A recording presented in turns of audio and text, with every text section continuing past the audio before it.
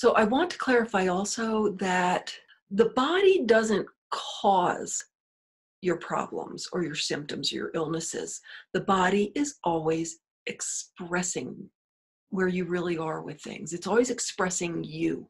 So for instance, depression. That's not caused by a lack of serotonin. The lack of serotonin that's very detectable in your brain chemistry is a result of the feeling of lack of flow and lack of empowerment to create and to choose. There may well be an underactive thyroid with depression because underactive thyroids have everything to do with being stifled and not feeling stifled, not being stifled, not feeling like you get to do what you want to do. We're back to that. What's joyful, what's authentic, what's true to you. And so when we're not doing those things and we're forcing ourselves to live a life that is not our true, authentic, joyful life, we can have an underactive thyroid. The thyroid doesn't cause the depression. The shortage of serotonin doesn't cause the depression. They are the results, the expression of the state of not letting ourselves flow in our true authentic potentials. There will almost always be a physical, chemical footprint of your inner psycho-emotional pattern. I wanted to talk a bit about, you'll hear about risk factors, how being overweight is a risk factor for diabetes and heart disease and high cholesterol and possibly thyroid problems. Everything is always a risk factor for everything else in that family of problems. Well, there's a good reason for that. You'll read about studies that say, well, we did a study and overweight is definitely connected to diabetes, or it's definitely connected to pancreatic cancer, or whatever the study says, or many studies. Well, right, but if you look at the psycho-emotional patterns involved, it's going to make every bit of sense that those things show up as connected in studies. Someone who is just joyful and allows themselves pleasure and fulfillment in life probably isn't stuffing themselves with cookies and Doritos and trying to fill holes with food, right? So they're probably not overweight. And that probably also means that not only are they not abusing their body with all the extra carbs and sugars, but they probably are allowing themselves the sweetness that is to be had in life. So they probably are not developing type 2 diabetes. That same person, since they are allowing themselves joy and fun and fulfillment in life, they probably are more open in the heart and more flow and more love in their lives.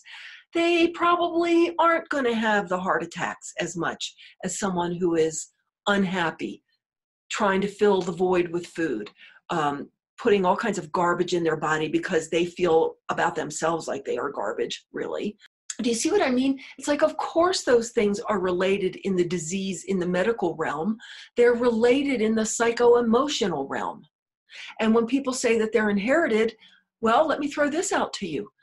Someone who was raised in a house of love and joy and flow and acceptance, those people are probably not going to have the psycho-emotional problems and the self-judgments and the negativity that someone would who was raised in a home where everybody is insecure, they're fearful, they're negative and judgy about themselves, so they are negative judgy about their children. They're fearful of what to expect, and they teach their children to be fearful of what to expect.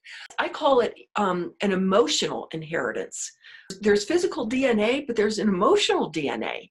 So let's just be aware that when we hear that a study has found a connection between one disease and another, well, yes, there is, but it's not necessarily a causal relationship, as in one disease doesn't necessarily cause another.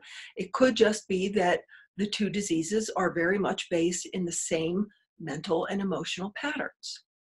Now, even when there are direct causative links, such as, for instance, type 2 diabetes is linked to heart disease and heart attack and death from heart attack. There is an actual physical causative link there. High glucose levels actually degrade, and as the Diabetes Council says, wreaks havoc on the organs and systems of the body. And so there is a direct physical link between high glucose levels with type 2 diabetes and heart disease and heart attack. That still doesn't change the fact that the reason there is the physical chemical pattern of illness lies in the energetic mental emotional pattern underneath, which is why I often will talk about things in terms of, well, this is what was going on at a physical level, but this is what was going on at a mental emotional level that resulted in those physical symptoms and patterns.